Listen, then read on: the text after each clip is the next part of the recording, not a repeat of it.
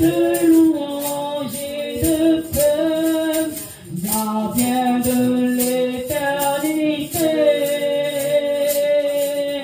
Pourquoi quitter ce palais de bonheur pour un sentier de misère? À quel amour les chemins de ton cœur ont pu trouver le prière? Reçois l'adoration, tu es le roi de gloire, notre victoire. Digne du Seigneur, Emmanuel, reçois l'adoration, tu es le roi de gloire, notre victoire. Digne du Seigneur, Emmanuel. Élève ta voix, élève ta voix. Rends gloire à ce Dieu puissant, mon frère, ma soeur. Élève ta voix. Bénis Emmanuel, le Dieu parmi les hommes. Bénis Emmanuel, notre victoire, notre consolation. Seigneur, je bénis ton Seigneur. Je te loue, je t'adore, je t'exalte, Seigneur. Parce que tu es parmi nous, Seigneur. Tu es Emmanuel. Notre victoire, Seigneur, c'est toi, Jésus. Notre consolation, Seigneur, c'est toi. La référence de tous les temps, c'est toi, Jésus. Papa, tu es notre préférence, Seigneur. Celui que notre cœur préfère au-dessus de toutes choses, Seigneur. Papa, reçois l'adoration. Reçois l'honneur et la majesté. Qui est comme toi, Jésus? Qui peut s'égaler à toi, Seigneur? Qui peut être semblable à toi, Seigneur? Qui peut être comparable à toi, Seigneur? Toi qui es incomparable. La parole faite chair, le pain de vie, la résurrection, c'est toi, Jésus. Sois béni, Seigneur. Au nom de Jésus-Christ, nous avons adoré. Notre Père et notre Dieu, reçoit toute la gloire et la louange ce matin. Reçois l'élévation, l'exaltation et l'acclamation, parce que toi, tu es digne d'être adoré. Dans les cieux, les anges, les 24 vieillards, les 4 êtres vivants se prosternent et t'adorent. Et sur la terre, nous chantons tes louanges et tes adorations. Reçois la gloire pour ta fidélité parmi nous au nom de Jésus. Merci de nous avoir conduits à tes pieds ce matin, afin que, Seigneur, nous soyons nourris à travers ta parole. Car, Seigneur Dieu, sa Père, c'est le pain de vie que tu nous donnes. C'est le lait qui nous fait grandir. Dieu Tout-Puissant, viens nous parler ce matin, viens nous édifier, viens nous approcher de toi ce matin et Père, fais en sorte que, Seigneur, nous soyons des hommes accomplis pour ta gloire au nom de Jésus. Merci parce que je crois que tu l'as accompli. Au nom de Jésus de Nazareth, nous avons prié. Amen. Venez vous asseoir, que le Seigneur vous bénisse. Je souhaite la bienvenue à nous tous et à ceux qui sont venus pour la première fois. Je souhaite la bienvenue à ma soeur et à sa fille. Soyez bénis. Ça fait 1 an. Que Dieu vous bénisse. Alléluia. Bien, ce matin, nous avons un message qui a pour thème « Bâtir sur Christ en vue de l'épanouissement ». Bâtir sur Christ en vue de l'épanouissement. Bâtir sur Christ en vue de l'épanouissement, c'est-à-dire bâtir sur Christ dans le but d'être heureux, dans le but d'être en pleine forme, dans le but d'être béni. Nous devons bâtir sur Christ. Parce que, vous savez, comme une maison ne peut jamais tenir sans un fondement solide, il en est de même pour la vie.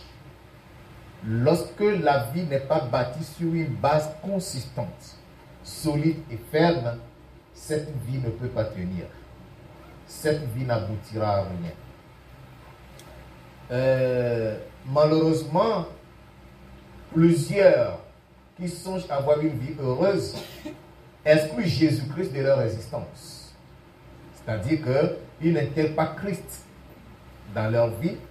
Ils font les choses comme bon leur semble. Il y en a qui bâtissent leur vie sur les jeux de hasard. Vous allez les voir tous les jours avec les papiers de PMUG.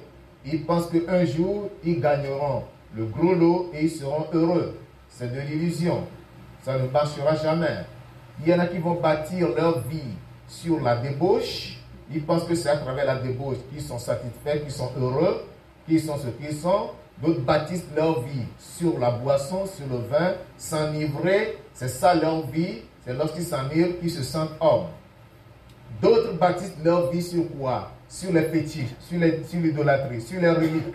Ils pensent que ces fétiches, ces idoles leur donnent la vie, les rend prospères, leur accordent tout ce qu'ils veulent. Ce sont ces fétiches qui les protègent et qui leur donnent la santé.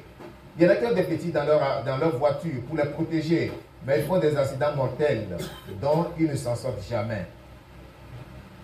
Il n'y a que Jésus-Christ seul sur qui nous pouvons bâtir et avoir la certitude d'une vie heureuse.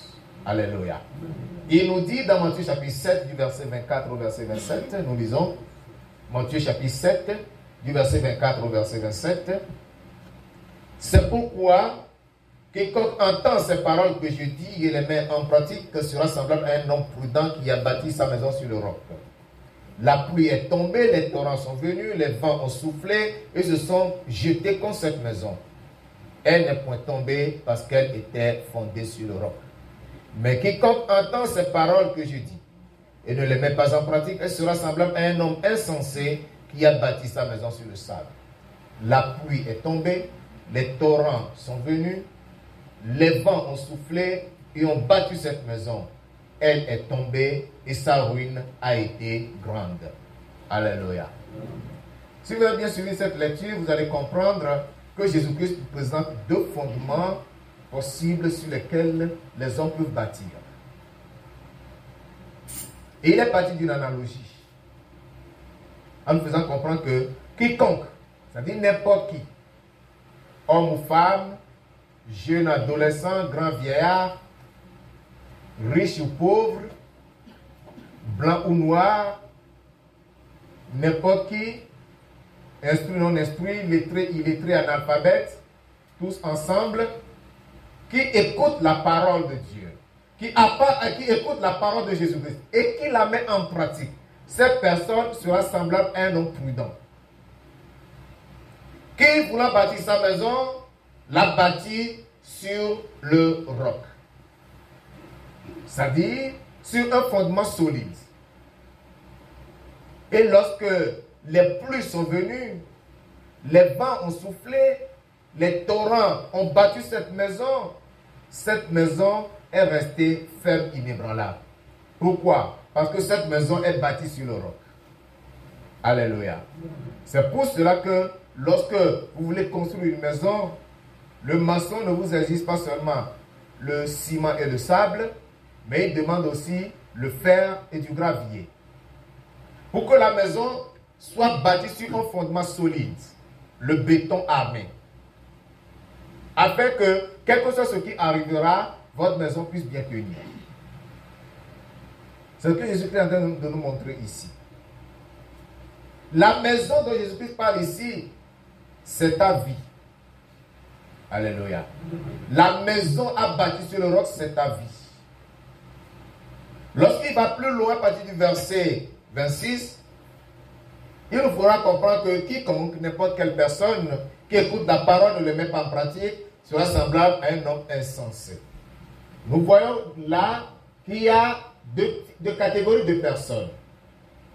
Des hommes prudents, c'est-à-dire des hommes sages.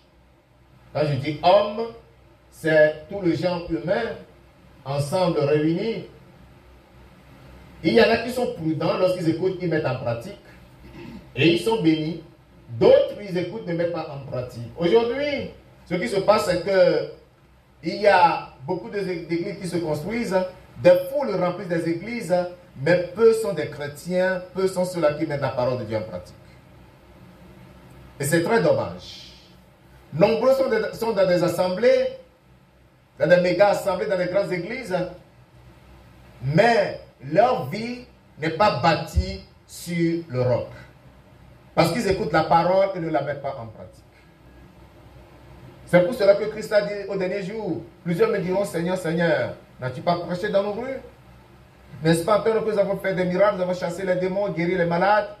Alors le Seigneur leur dira ouvertement, je ne vous ai jamais connu. Retirez-vous de moi, vous qui commettez l'iniquité.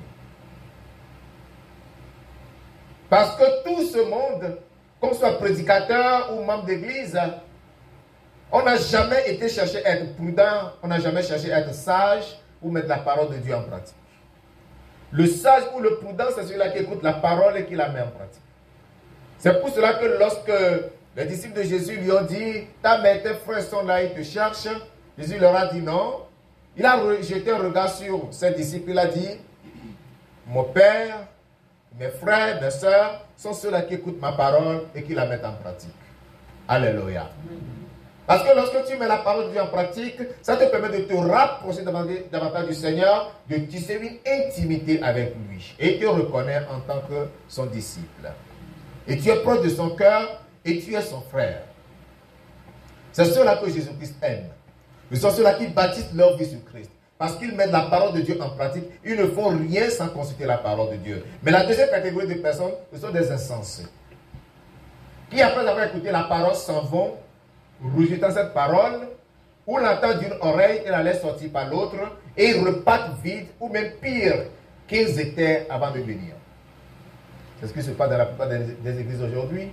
C'est pour cela que ce n'est pas étonnant d'apprendre que quelqu'un sort de l'église, on l'a retrouvé dans un bar, quelqu'un sort de l'église, on le trouve en train de se bagarrer, quelqu'un sort de l'église, on le surprend en train de voler, quelqu'un sort de l'église, on l'a surpris dans un boxon. Ce n'est pas étonnant. Parce que ce sont des insensés. Jésus-Christ les a appelés des insensés. Mais quiconque entend ces paroles que je dis et ne les met pas en pratique sera semblable à qui? À un homme comment? Insensé. Quand tu écoutes, tu ne mets pas en pratique, tu es un homme insensé. Qui a bâti sa maison sur quoi? Sur le sable. Ta vie, tu l'as bâtie sur la désobéissance, c'est du sable. Ta vie, tu l'as bâtie sur le péché, c'est du sable. Ta vie, tu l'as bâtie sur le péché, c'est du sable. Ta vie, tu l'as bâtie sur le mensonge, c'est du sable. Ça ne tiendra jamais. Tu l'as bâtie sur la corruption, c'est du sable, ça ne tiendra jamais. Il nous dira que la pluie est tombée, les torrents sont venus, les vents ont soufflé et ont battu cette maison. Elle est tombée et sa ruine a été grande. Donc tu bâtis dans le vide, sans aucun fondement. C'est une maison qui ne tiendra pas. Cette maison peut être jolie à voir n'importe comment. Tu peux la voir bien décorée, mais lorsque les pluies viendront, les torrents seront là et les vents souffleront, cette maison tombera en ruine. C'est pour cela que c'est un réel danger que d'exclure Jésus-Christ de sa vie. Des gens l'ont essayé, mais ils étaient surpris de constater que Jésus n'était pas l'homme qu'il fallait rejeter, il était plutôt la pierre angulaire. Psaume 118, verset 22. Psaume 118, le verset 22. Il est écrit, la pierre qu'ont rejeté ceux qui bâtissaient est devenue la principale de l'angle. Alléluia. Ils bâtissaient et construisaient. Il y a eu une pierre, là, ils ont dit non, la pierre n'en a pas besoin, la pierre la dérange. Ils l'ont rejetée. À leur surprise, cette pierre est devenue la pierre principale de l'angle. Parce que quand vous construisez, nous ne construisons pas des rotondes. C'est-à-dire, nous ne construisons pas des cases rondes. Ce sont des maisons qui ont des angles de 90 degrés. Et il faut des pierres qui conviennent sur ces angles-là. Sans cette pierre, la maison ne tient pas. La maison ne tient pas. Et c'est ce qu'est Jésus-Christ. c'est lui qui tient la maison. Alléluia. Ta vie ne peut se bâtir, ta vie ne peut avoir de sens sans Jésus-Christ. Actes des Apôtres, chapitre 4, le verset 11. Actes des Apôtres, chapitre 4, le verset 11. Il est écrit, Acte 4, verset 11. Jésus est la pierre rejetée par vous qui bâtissez et qui est devenue la principale de l'angle. Alléluia. Jésus est la pierre que vous avez, la pierre rejetée par vous qui bâtissez. Vous bâtissez.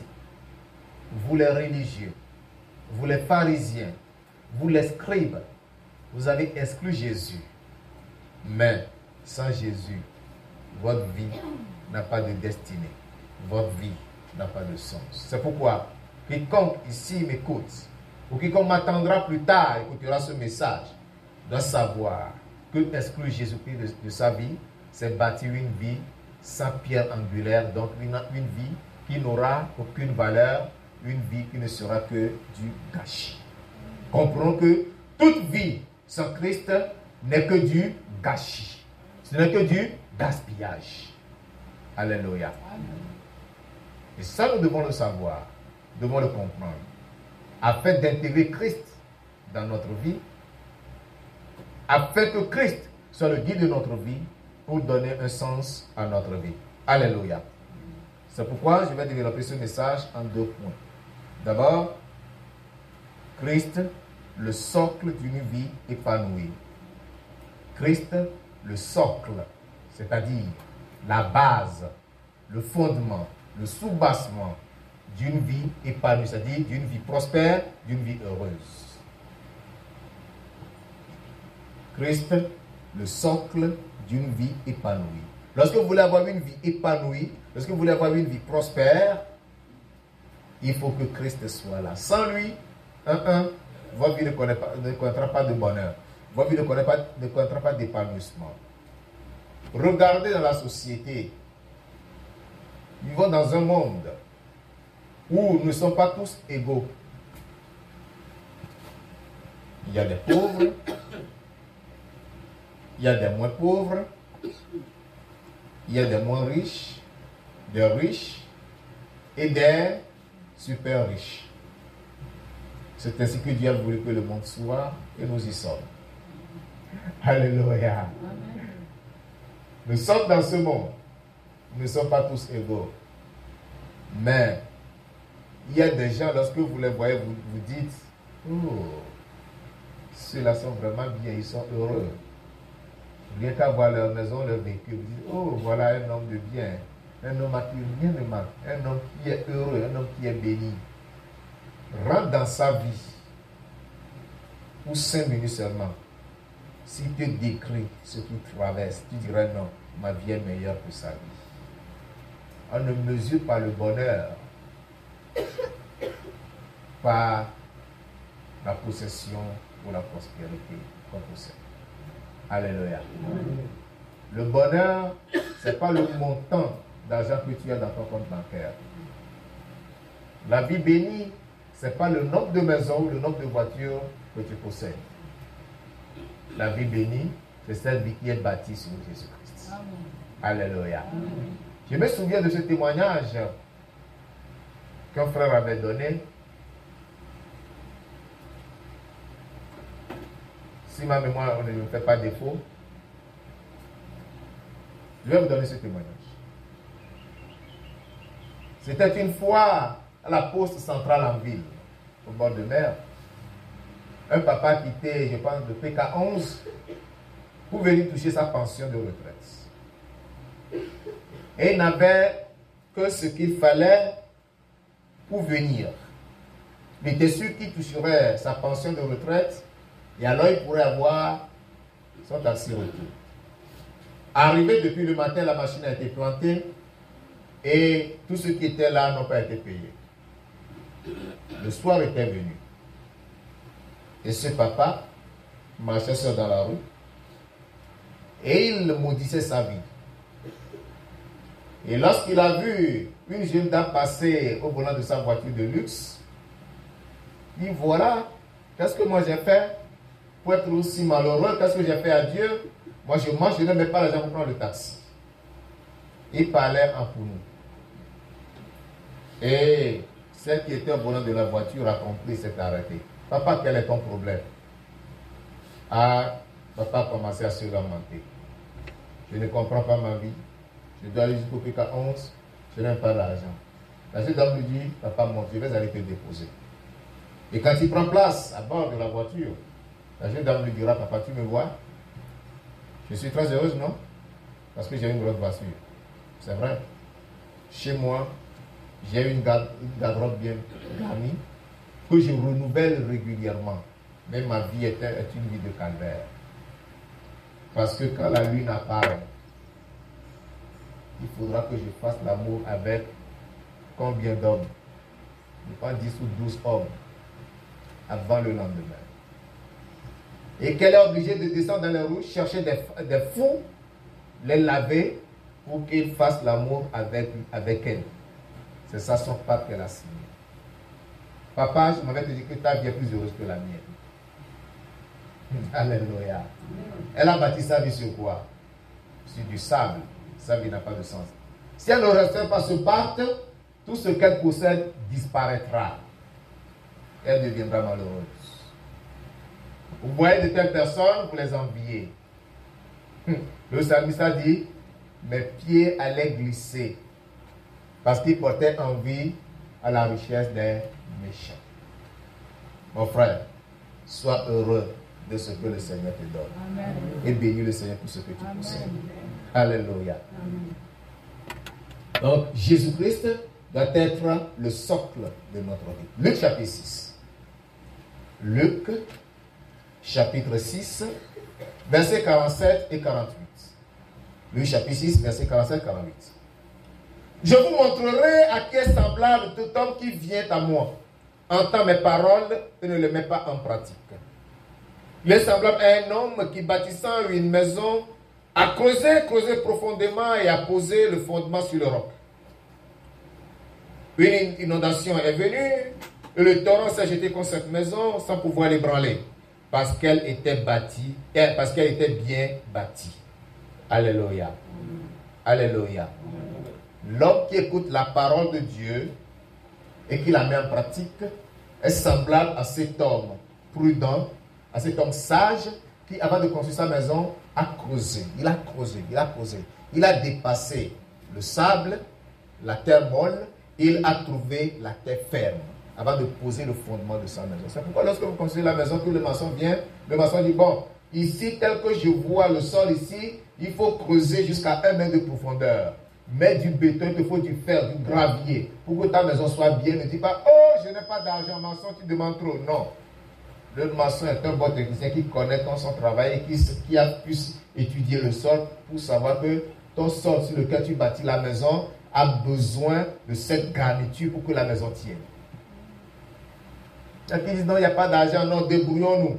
Et lorsqu'ils se débrouillent, quelques jours après, vous voyez la maison se fissurer du haut jusqu'au bas. Et lorsqu'il y a du vent, tout bouge. Vous sentez la toiture qui tremble. C'est ça la vie de plusieurs personnes. Parce qu'ils n'ont pas creusé. Creuser, c'est-à-dire entendre attentivement la parole, écouter la parole avec intention, méditer sur la parole, tirer la nourriture dont vous avez besoin, garder la parole dans le cœur, la serrer dans le cœur, afin de ne pas sortir du chemin de Dieu. Gloire à Dieu. Amen.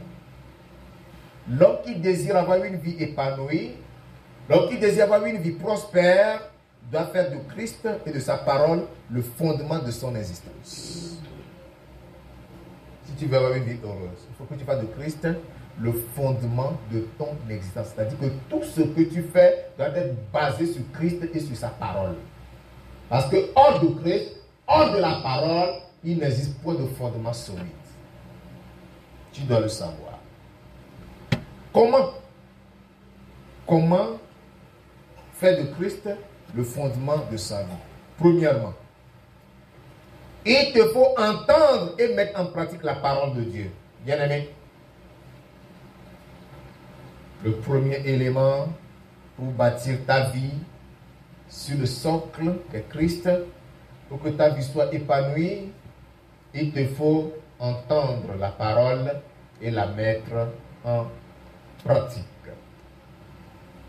Tournez vos Bibles avec moi dans l'épître de Paul aux Romains, dans le 2e chapitre. 2e chapitre, verset 13. Romains 2, verset 13. Ce ne sont pas en effet ceux qui écoutent la loi qui sont justes devant Dieu, mais ce sont ceux qui la mettent en pratique qui seront justifiés. Ce n'est rien de venir à l'église, d'écouter la parole, de ne pas la mettre en pratique. Ceux qui se comportent ainsi, on ne les reconnaît pas leur attitude, pas leur fréquentation. Ce sont des gens qui sont rares, qui viennent quand ça leur plaît, quand ils sont de bonne humeur. Lorsque les choses marchent bien, ils disent « Oh Dieu avec moi ». Vous les voyez zélés. Lorsqu'il y a un peu de difficulté, ils se retirent, ils se rétractent. Mes frères bien-aimés, sachons que l'Éternel est Dieu et que notre vie doit être bâtie sur lui et sur sa parole pour que nous puissions prospérer et évoluer dans notre vie. Jacques chapitre 1, le verset 22. Pas comme ça. Pas comme ça. Pasteur, s'il vous plaît, avec madame. Passe-le ici. Ici. Il faut monsieur. David, asseyez-vous. Pasteur, installez-vous.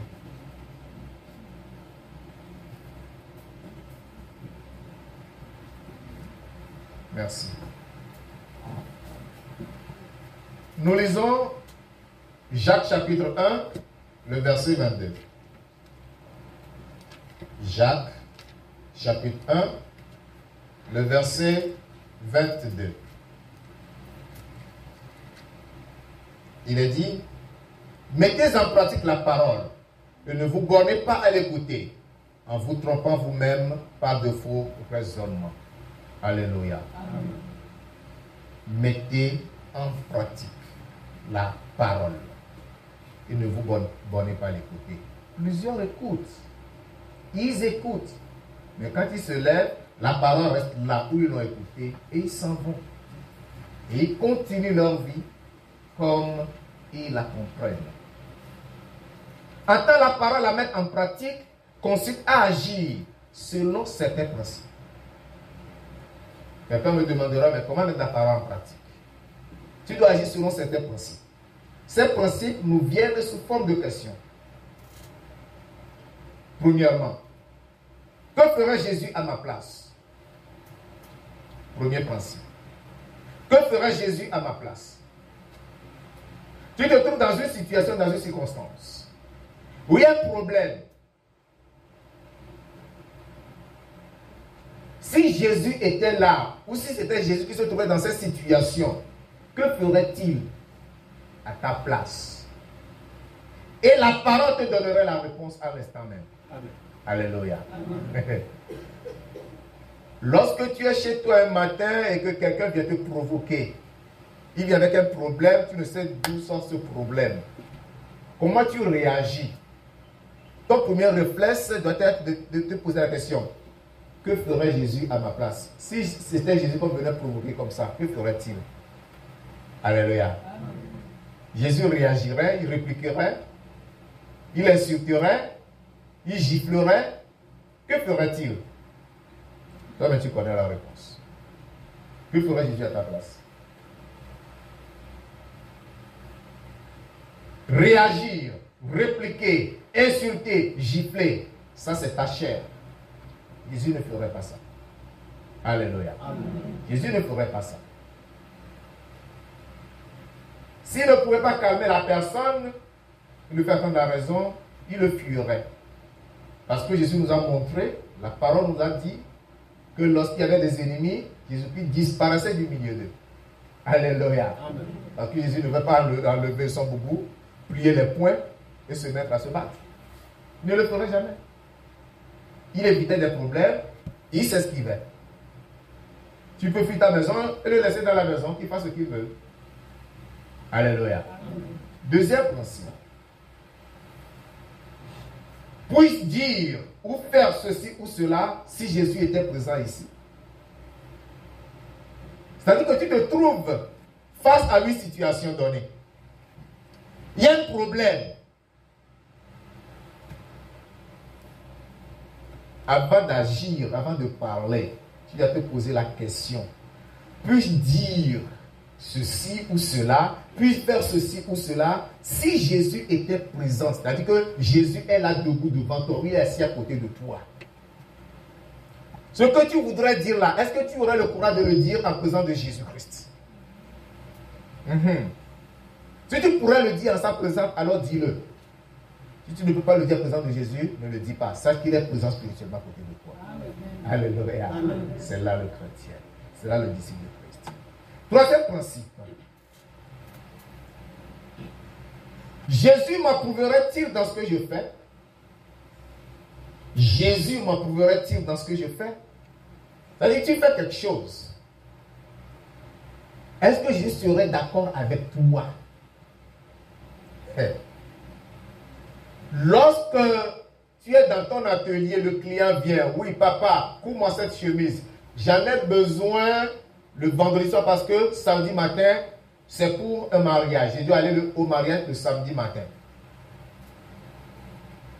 Vendredi soir, le client vient. Tu dis, ah, je suis désolé. C'est pas prêt. Mais le contrat, c'est que vendredi soir, ils viennent retirer sa chemise. Est-ce que Jésus t'approuverait quand tu dirais ce n'est pas prêt? Jésus serait d'accord avec toi? Est-ce que Jésus pouvait donner un faux rendez-vous à quelqu'un? Jésus n'est pas d'accord avec toi. Donc tu ne dois pas le faire. Alléluia. Amen. Il y a plein d'exemples. Quatrième principe. Et si Christ m'appelait dans cette situation, ou si la trompette sonnait en cet instant? La grande question. Et si Christ m'appelait dans cette situation, tu te trouves dans une situation, si Christ t'appelait à l'instant, c'est-à-dire que si la mort te frappait là, où serait ton âme? Où partirait ton âme? Ou si la trompette sonnait en cet instant où tu te trouvais là, serais-tu enlevé? Serais-tu enlevé?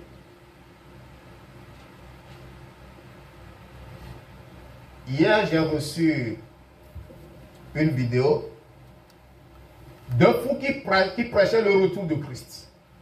Un vrai fou. C'était posté sur une plateforme des anciens étudiants chrétiens à laquelle j'appartiens. Et celui qui a posté a demandé que chacun fasse son appréciation. Aujourd'hui, nous les hommes normaux, nous avons de la peine à prêcher l'évangile, à annoncer le royaume de Dieu, à annoncer le retour de Christ. Mais un fou, il précise bien. Et ceux qui sont sur la plateforme de la Voix Sainte, vous allez lire cette vidéo parce que je l'ai postée là-bas. Le fou prêchait le retour de Christ. Il dit que eux, quand ils prêchent, ils ne peuvent pas prêcher sans faire mention de l'enlèvement du retour de Christ. Mais si toi, tu te comportes comme si Jésus ne reviendrait pas, tu seras désagréablement surpris.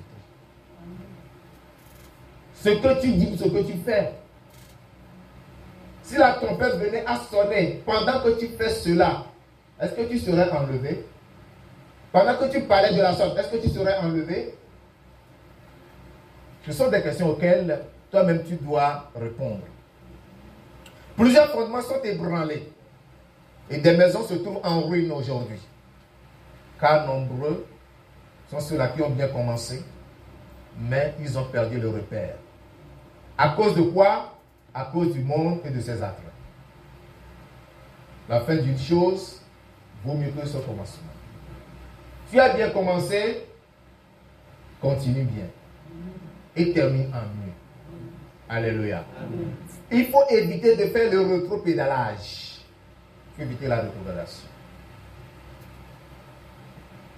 Ne change jamais de direction. Va tout droit. Une fois que tu sais que tu t'es engagé vers le Seigneur et que tu as besoin de bâtir sur Christ, avance. Alléluia. Amen. Donc je disais, comment bâtir sa vie sur Christ, le socle d'une vie épanouie. Premièrement, c'est qu'il faut entendre la parole, la mettre en pratique. Deuxièmement, il faut se soumettre à Dieu. La soumission à Dieu est très importante. La soumission à Dieu. Jacques chapitre 4, le verset 7, la première partie. Jacques chapitre 4, verset 7, la première partie. Soumettez-vous donc à Dieu. Alléluia. Se soumettre à Dieu, c'est s'abandonner à Dieu, c'est se laisser complètement au Seigneur. Être prêt à obéir et à faire ce qu'il exige. Même si c'est contre ta personnalité ou ta renommée, fais-le parce que c'est le Seigneur qui te le demande. Alléluia. Amen. Il y en a qui écoutent, mais ils font comme si Dieu ne laisse, comme s'il n'écoute pas. Dieu te dit, oui, je sais que tu es un cadre, mais va te mettre au carrefour de Dieu. Il prêche ma parole. Le feras-tu ou ne le feras-tu pas? Ah, les petits du quartier vont me voir, moi un grand comme ça, je vais me mettre à crier. Les gens vont se moquer de moi parce que tu as vu déjà comment se moquer des gens qui prêchent au carrefour. Moi, on m'a déjà insulté dans les taxis. Mais je continue par la grâce de Dieu. Amen. Alléluia. Amen. Frère Caleb, on t'insulte, non? Mais ne s'est jamais découragé. Avec maman Alice. Oh, toi, cette femme, tu n'as rien à faire. Tu viens crier sur les gens au carrefour ce matin comme ça. Alléluia. Amen. On doit persévérer. On doit se soumettre à Dieu. On doit se soumettre à Dieu. Troisièmement, obéir au conducteur spirituel. L'obéissance au conducteur spirituel est très importante. Plusieurs aujourd'hui méprisent leur conducteur spirituel, c'est-à-dire le pasteur, les leaders. Et cela ne vous profite pas. Hébreux chapitre 13, le verset 17. Hébreux 13, verset 17 nous dit: obéissez à vos conducteurs et ayez pour eux de la déférence, car ils versent sur vos âmes comme devant un rencontre, qu'il en soit ainsi, afin qu'ils le fassent avec joie et non en gémissant, ce qui ne vous serait d'aucun avantage. Alléluia. Obéissez à vos conducteurs. Parce que vos conducteurs versent sur vos âmes. Ils prient pour vous nuit et jour. Ils prient pour votre salut, ils prient pour votre sanctification, ils prient pour votre délivrance, ils prient pour que vos besoins soient pourvus, ils prient pour votre protection, ils versent sur vos âmes. Ils restent devant Dieu, demandant: Seigneur, qu'est-ce que tu veux que je dise à ce peuple aujourd'hui? Quel est le message que tu leur envoies? Quel est l'enseignement que tu veux leur dispenser? Seigneur, dis-moi quelque chose pour ton peuple. Ils gémissent, ils passent des nuits blanches à cause de vous. Mais si vous ne leur obéissez pas, vous ne faites pas bien. Vous savez ce qui en découle. Parce qu'ils sont gardiens de vos âmes. Et ils en rendront compte à Dieu. Pour de cela, vous leur devez obéissance. Alléluia. Amen. Ça, c'est le troisième élément, n'est-ce pas? Le quatrième élément, c'est résister au diable. Vous devez résister au diable. Je retourne encore dans Jacques chapitre 4, là où j'étais avant. Je lis la deuxième partie. Jacques chapitre 4, le verset 7. La partie B. Résistez au diable et il fuira loin de vous. Alléluia. Amen. On résiste au diable. La tentation ne vient pas physiquement. Écoutez-moi. La tentation se passe dans la tête. C'est là le terrain de jeu du diable. Il vous donne l'idée. Il vous donne l'idée et vous présente l'image, une image virtuelle. C'est pourquoi Dieu a dit à Caïn: le péché se trouve à ta porte. Mais toi, domine sur lui. Caïn n'a pas su dominer le péché. Il a eu l'idée. Ton frère est là. Il est faible, tu es plus fort. Tu peux lui donner un coup, tu peux l'assommer, puis ça en est fait pour lui. Il a écouté la voix qui a parlé à son cerveau. Il n'a pas écouté la voix de Dieu qui parlait à son cœur. Il faut résister au diable. Il viendra vers la tentation, mais résiste-lui. C'est pour cela que je vais enchaîner avec le 5e point qui dit fuir l'impudicité. Le 5e élément nous dit de fuir l'impudicité. Bien-aimé, tu peux résister au diable. Jésus te donne le pouvoir de résister au diable. Mais il ne t'a pas donné le pouvoir de résister à l'impudicité. Le pouvoir qu'il te donne, c'est que tu peux la fuir devant l'impudicité. 1 Corinthiens 6, verset 18. Je vais te l'expliquer, tu comprendras. 1 Corinthiens, chapitre 6, le verset 18. Il dit, fuyez l'impudicité. Je peux m'arrêter là.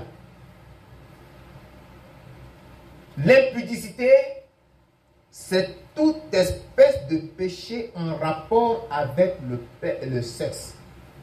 Depuis l'habillement jusqu'à la pratique.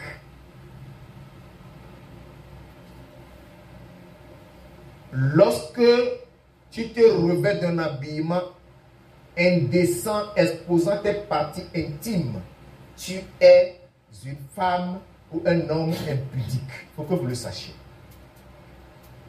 Lorsque tu te livres à des pratiques sexuelles non conformes, l'adultère, tu as ta femme, mais tu vas trouver d'autres femmes dehors, ou tu vas dans des boxons. La fornication non mariée, tu pratiques le sexe. L'homosexualité, la bestialité, l'inceste, la pédophilie. Dieu dit, fuis l'impudicité. C'est-à-dire que l'homme ne pourra pas résister à l'impudicité. C'est un désir qui brûle comme du feu. Quand ça te prend, tu perds la tête. Et lorsque tu la vois s'annoncer, fuis. Ne dis pas non, j'ai le pouvoir de résister. Tu n'as pas le pouvoir d'ordonner à l'impudicité de s'éloigner de toi.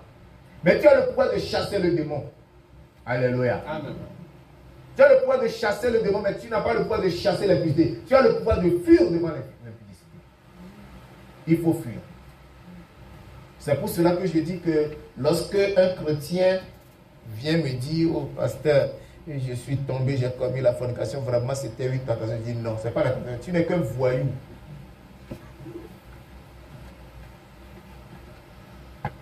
Ce sont des chrétiens voyous qui tombent dans la fornication, dans l'adultère. Parce que avant d'en arriver là, tu as parcouru plusieurs étapes. L'étape de désir, du coup de foudre, de l'amour, l'échange, le rendez-vous, la rencontre. Quand tu te déshabilles, tu sais vraiment que c'est le diable que tu tentais. C'est lorsque tu commets là que tu viens dire que j'ai été tenté. Tu n'es qu'un voyou. La Bible dit, fuis l'impudicité. Alléluia. Amen. 6e élément. Éviter la compromission et la corruption. Tu dois éviter la compromission. La compromission, c'est engager sa réputation dans une affaire douteuse. Oui. Tu es chrétien, quelqu'un vient te voir, viens, nous allons faire une affaire, tu vas gagner beaucoup d'argent, il t'implique l'affaire. Tu sais que cette affaire-là, c'est une mauvaise affaire. Non, je vais t'intégrer dans un réseau de dealers, tu sais, avec le chanvre, avec la cocaïne, l'argent, c'est facile à gagner, tout de suite tu vas devenir millionnaire. Tu t'y engages, toi chrétien. Ou tu es comptable, dans ton lieu de travail, tu vois comment l'argent rentre, tu connais comment il faut faire disparaître un zéro pour que le reste revienne. Tu as des dossiers qui n'avancent pas, tu vas trouver des raccourcis. C'est ça la compromission. Que le Seigneur nous aide. Amen. Et lorsque nous allons dans la Bible, nous allons voir des gens qui ont fait ce jeu. Il y en a plusieurs. Mais je vais vous donner quelques exemples. Lisons dans Juge. Juge au chapitre 8. Juge au chapitre 8. Lisons du verset 24 au verset 27. Juge 8, 24 et 27. Gédéon leur dit, j'ai une demande à vous faire. Lisons à partir du verset 22 pour que vous compreniez bien. À partir du verset 22. Les hommes d'Israël dirent à Gédéon, domine sur nous, et toi et ton fils, et les fils de ton fils, car tu nous as délivrés de la main de Madian. Gédéon leur répondit, je ne dominerai point sur vous, et mes fils ne domineront point sur vous. C'est l'Éternel qui dominera sur vous. Jusque-là, tout est normal. Nous voyons un homme qui craint Dieu, n'est-ce pas? Un homme qui veut la domination de Dieu sur son peuple, sur le peuple que Dieu lui a confié et a délivré. Et il a délivré parfaitement. Mais voyons là où les choses vont se gâcher à partir du verset 24. Gédéon leur dit, j'ai une demande à vous faire. Donnez-moi chacun les anneaux que vous avez eus pour butin. Les ennemis avaient des anneaux d'or, car ils étaient ismaélites. Ils dirent, nous les donnerons volontiers. Et ils étendirent un manteau sur lequel chacun jeta les anneaux de son butin. Le poids des anneaux d'or que demanda Gédéon fut de 1700 cycles d'or, sans les croissants, les pendants d'oreilles et les vêtements de pourpre que portaient les rois de Madian, et sans les colliers qui étaient au cou de leurs chevaux. Verset 27. C'est là que le bas blesse. Suivez bien. Gédéon en fit un éphod et le plaça dans sa ville à Ophra, où il devint l'objet des prostitutions de tout Israël. Et il fut un piège pour Gédéon et pour sa maison. Vous voyez cet homme? Il a bien commencé, mais il s'est corrompu. Il a mal terminé. Vous voyez ça? C'est la corruption. C'est la compromission. Il a compromis sa dignité, sa personnalité. Alors qu'il avait dit, je ne vais pas dominer sur vous, mais il a érigé une idole pour détourner le cœur du peuple de Dieu. Matthieu chapitre 28, nous allons voir comment marche la compromission ou la corruption dans nos sociétés aujourd'hui. Matthieu chapitre 28, versets 11 à 15. Matthieu 28, versets 11 à 15. Il est écrit. Pendant qu'elles étaient en chemin, quelques hommes de la garde entraient dans la ville et annonçaient aux principaux sacrificateurs tout ce qui était arrivé. Ceux-ci, après cette assemblée avec les anciens et avoir tenu conseil, donnèrent aux soldats une forte somme d'argent en disant, dites, ces disciples sont venus de nuit le dérober pendant que nous dormions. Et si le gouverneur l'apprend, nous l'apaiserons et nous vous tirerons de peine. Verset 15. Les soldats prirent l'argent et suivirent les instructions qui leur furent données. Et ce bruit se répandit parmi les Juifs jusqu'à ce jour. Vous voyez ça? Les soldats ont été soudoyés pour donner une désinformation, pour donner une information erronée. Vous, soldats, vous êtes chargés de garder la tombe de Jésus-Christ afin que, selon que vos autorités vous l'ont dit, ces disciples ne viennent pas voler son corps. Mais devant vous, vous l'avez vu ressusciter, vous êtes tombé. Vous avez regardé dans la tombe, c'était vide. Vous avez couru dans la ville à annoncer cela. Et ceux qui vous ont envoyé ont dit, non, ne dites pas qu'il est ressuscité, hein. Prenez de l'argent, taisez-vous. Dites que pendant que nous dormions, ils sont venus voler le corps. Et ils ont accepté. Ça s'appelle quoi? Comment vous l'appelez? La corruption. C'est ce qui se passe aujourd'hui. Tu as vu, mais tais-toi. On achète le silence des gens avec de l'argent. Ah frère, c'est vrai, tu m'as surpris en train de faire ça, mais écoute, toi si tiens ça, va prendre un jus et n'en parle jamais, parce que si le pasteur l'apprend, il serait discipliné. Ok, c'est bien. Comme toi, tu as la force de porter le poids, le fardeau de ton péché, tu veux ajouter à ton fardeau le fardeau d'autrui. Ajoute. C'est ce qui se passe aujourd'hui. C'est pourquoi la société est devenue invivable. Trop d'injustice. Je termine cette partie. 7e élément. Éviter les mauvaises compagnies et le monde. Les mauvaises compagnies. Qu'est-ce que la Bible nous dit des compagnies? Les mauvaises compagnies corrompent les bonnes mœurs. Selon 1 Corinthiens 15, le verset 33. Ne vous y trompez pas. 1 Corinthiens 15, verset 33. Ne vous y trompez pas. Les mauvaises compagnies corrompent les bonnes mœurs. Même dans l'église, il y a des mauvaises personnes avec qui il ne faut jamais être en association. Il faut même éviter de les visiter. Vous allez gagner quoi? Ils vont vous corrompre, ils vont vous pousser dans le péché, ils vont vous pousser dans la fausseté. C'est pourquoi nous devons avoir les yeux ouverts. Quand tu es chrétien et que tes meilleurs amis sont des ivrognes, des coureurs de jupons, dis-moi quelle sera la nature de ta vie chrétienne. Tu auras quelle vie chrétienne? Ils boivent, tu es assis avec eux. Ils fument, tu es assis avec eux. Ils courent des femmes, tu es avec eux. Toi, tu es quoi? Tu es quel chrétien? Ils mentent, tu es avec eux. Tu sais bien qu'ils sont en train de mentir. Je prends le taxi, vous le savez.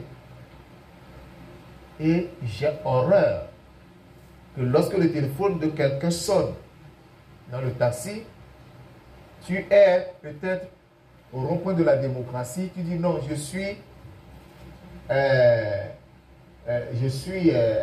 à Ovendo. Non, j'arrive, moi je te vois. Toi, tu ne me vois pas, mais je te vois. Donc tu ne vois même pas la personne. Des mauvaises personnes. Il faut éviter leur compagnie. Et nous devons fuir le monde. La Bible nous dit, du monde, sortez du monde, ne touchez à rien d'impur. Selon 2 Corinthiens 6, le verset 17, 2 Corinthiens 6, verset 17, il nous dit, c'est pourquoi sortez du milieu d'eux et séparez-vous, dit le Seigneur, ne touchez pas à ce qui est impur et je vous accueillerai. Le monde, c'est l'ensemble de ce système que nous voyons aujourd'hui. Tout ce que les hommes font, autant pour moi, de mauvais, de mal, de désagréable, d'offense contre Dieu. Toi, chrétien, tu ne dois pas te mettre ensemble avec ces gens ni commettre ce qu'ils commettent. Malheureusement, plusieurs pensent qu'ils peuvent avoir une vie heureuse, harmonieuse et pleine de formes sans Jésus. C'est ce qu'ils pensent, c'est pourquoi ils le font. Mais toi, tu ne dois pas le faire. Cela ignore que des péripéties existent pour défier l'existence humaine. Il y a des choses qui se passent pour défier notre existence, pour défier notre vie. Et comme je le disais, le vent, la pluie, les torrents qui viennent battre la maison sont des péripéties. La maison qui est bâtie sur le roc résistera, mais la maison qui est bâtie sur le sable s'écroulera.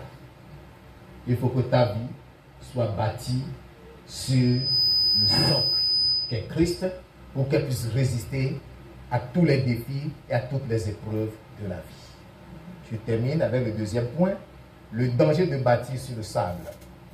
Le danger de bâtir sur le sable. À ce niveau, je n'ai plus beaucoup de choses à dire parce que j'ai évolué en faisant une comparaison entre bâtir sur le roc et bâtir sur le sable. Je vais être bref. Lisons Matthieu chapitre 6, notre verset de base. Matthieu chapitre 7 plutôt. Lisons la deuxième partie du verset 26 au verset 27. Matthieu 6, 7. Matthieu chapitre 7, verset 26 et 27. Cette fois-ci. Mais quiconque entend ces paroles que je dis et ne les met pas en pratique sera semblable à un homme insensé qui a bâti sa maison sur le sable. La pluie est tombée, les torrents sont venus, les vents ont soufflé et ont battu cette maison. elle est tombée et sa ruine a été grande. Alléluia. Amen. Je vous ai déjà expliqué en quoi consiste bâtir sa maison sur le sable. Bâtir sa vie sur le sable. Il faut que tu saches que lorsque tu te confies au néant, tu t'appuies sur les idoles muettes, tu t'appuies sur les reliques, tu t'appuies sur ta capacité, tu t'appuies sur ta force, tu t'appuies sur le mensonge, tu t'appuies sur la corruption, la compromission, pour bâtir ta vie, pour bâtir ton travail, pour bâtir ton foyer, pour bâtir ta profession, pour bâtir tes affaires, pour bâtir tes finances. Tu es en train de construire un château de sable. Tu es en train de construire un château de sable. Tout ça là s'écroule en un seul instant. Il faut que tu le saches. C'est pourquoi tous ceux qui se disent chrétiens, mais qui méprisent ou qui rejettent une partie ou toute la parole de Dieu, sont ceux-là qui bâtissent leur vie sur le sable mouvant. Tu es en train de bâtir ta vie sur le sable mouvant. Quand tu écoutes la partie de notre telle partie introduite comme les disciples de Christ. Jésus avait 70 disciples. Lorsqu'il a dit, si quelqu'un ne mange pas mon corps et ne boit pas mon sang, il ne pourra voir le royaume. Les disciples ont dit, non, non, non. Cet homme, qu'est-ce qu'il nous dit? C'est un nécrophage ou quoi? Cette parole est Dieu qui peut la supporter. Et ils ont tous fui. Ils s'étaient retrouvés seulement les 12. Il s'est tourné vers eux et leur a demandé, et vous, ne vous en allez-vous pas? Qu'est-ce que Pierre a dit? À qui irons-nous? Nous savons que tu as les paroles de la vie éternelle. Alléluia. Amen. Quelle que soit la dureté du message, le bon chrétien doit s'accrocher. Alléluia. Celui qui a pour objectif le ciel s'accroche. Quel que soit ce que cela pourra t'écouter. Mais si tu rejettes, ou que tu sélectionnes, ou que tu méprises la parole de Dieu, tu es en train de bâtir ta vie sur du sable. Ça ne pourra pas tenir. Les pluies sont là, les torrents sont là, les vents sont là pour défier ce que tu es en train de bâtir. Les tentations sont là, les épreuves sont là pour défier ta spiritualité, pour défier la consistance, la solidité, la fermeté de ce que tu bâtis. C'est sur le sable, pas de consistance, pas de solidité, pas de fermeté, tout s'écroule en un seul instant. Maintenant, je te pose la question. Sur quoi bâtis-tu ta vie chrétienne? Sur quoi bâtis-tu ta vie conjugale? Sur quoi bâtis-tu ta profession, ta carrière, tes finances? Chacun peut répondre. Il y en a qui ont bâti leurs finances sur le mensonge, la fausseté, la trahison, la corruption.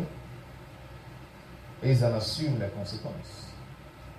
Mais toi, sur quoi bâtis-tu tes finances? Quel que soit ce sur quoi tu bâtis ta vie, fais attention aux tests de solidité qui viendront éprouver ce que tu bâtis. Alléluia. Amen. Nous allons nous lever et parler au Seigneur. Lève-toi pour te remettre entre les mains de Dieu, pour implorer la grâce et le soutien du Seigneur pour pouvoir garder cette parole. Prie. Parle au Seigneur ce matin. Bâtir sur Christ en vue de l'épanouissement, en vue d'une vie heureuse. Tu veux avoir une vie heureuse, tu dois bâtir sur Christ. Absolument. Totalement. Tu dois bâtir forcément sur Christ. Non.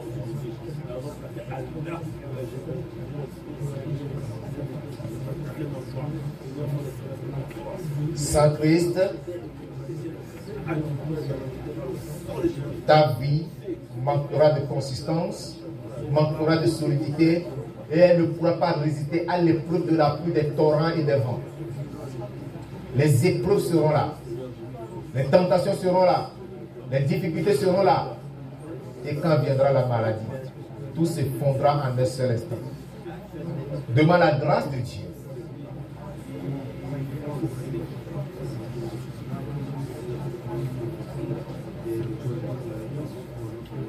Au nom de Jésus-Christ, nous prions. Tu as la volonté d'obéir. Mais il y a une force qui t'en empêche. Alléluia. C'est pourquoi tu as fait cette prière. Que toute force qui m'empêche d'obéir à la parole de Dieu, que toute force qui m'empêche de mettre en pratique la parole de Dieu, tombe ce matin et se dessèche au nom de Jésus. Et lève la voix. Tout ce qui t'empêche de mettre en pratique la parole, ce qui t'empêche de garder la parole et de vivre selon la parole, que toute sa force tombe et se dessèche dans le nom de Jésus-Christ. Parce que aussi longtemps que ces forces vivront et te poursuivront, tu ne pourras rien faire, tu ne pourras pas obéir à la parole. Tu as la volonté, mais tu ne parviendras jamais à mettre en pratique la parole de Dieu. Ordonne que ces forces tombent ce matin et se dessèchent complètement. Que ces forces soient dépossédées de leur puissance.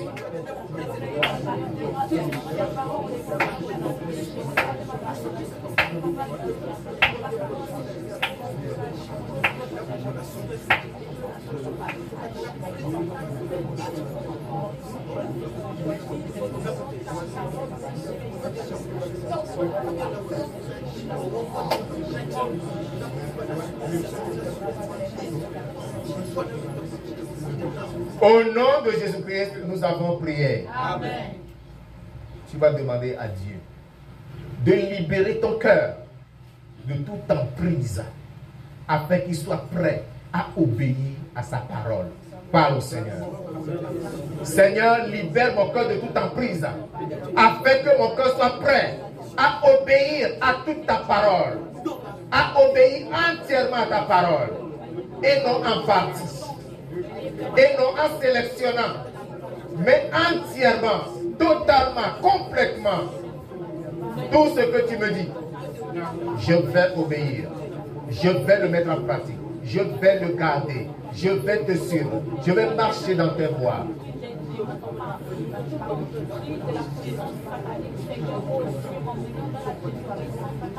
Nous prions au nom de Jésus-Christ. Ancien des choses, nous voulons t'élever ce matin et te magnifier pour la révélation de ta parole. Ce que tu désires pour nous, c'est que nous soyons heureux, c'est que nous soyons prospères et que nous achevons notre course dans le royaume céleste. C'est pourquoi chaque jour que tu nous rassembles, tu nous édifies. Ce matin, tu as envoyé encore ta parole qui nous a montré que lorsque nous bâtissons notre vie sur Christ, nous avons la certitude d'une vie épanouie. C'est pourquoi je prie ce matin que tu accordes la grâce à ton peuple de ne pas être des auditeurs oublieux, mais que chacun écoute attentivement ta parole et la mette en pratique au nom de Jésus-Christ. Cependant, Seigneur Dieu, il y en a ici qui ont le désir, la volonté, mais qui n'ont pas la force. Parce qu'il y a une autre force qui les empêche d'obéir à ta parole. C'est pourquoi je prie ce matin que toutes ces forces qui les empêchent d'obéir à ta parole tombent et se dessèchent au nom de Jésus-Christ. Libère-les de tous les liens familiaux, de tous les liens démoniaques, de toute emprise démoniaque, afin que Père, ils soient libres en leur esprit, en leur âme et en leur corps, pour se soumettre à ton autorité et mettre en pratique ta parole au nom de Jésus-Christ. Accorde la grâce de garder tout ce qui a été révélé dans cette parole ce matin, afin que, Seigneur Dieu, nous soyons des serviteurs justes et droits devant ta face. Tu es glorifié parce que j'ai l'assurance que tu nous as exaucés. Que toute la gloire et l'adoration soient rendues à ton merveilleux nom. Au nom puissant de Jésus de Nazareth, nous avons prié. Amen. Amen. Amen. Veuillez vous asseoir un instant.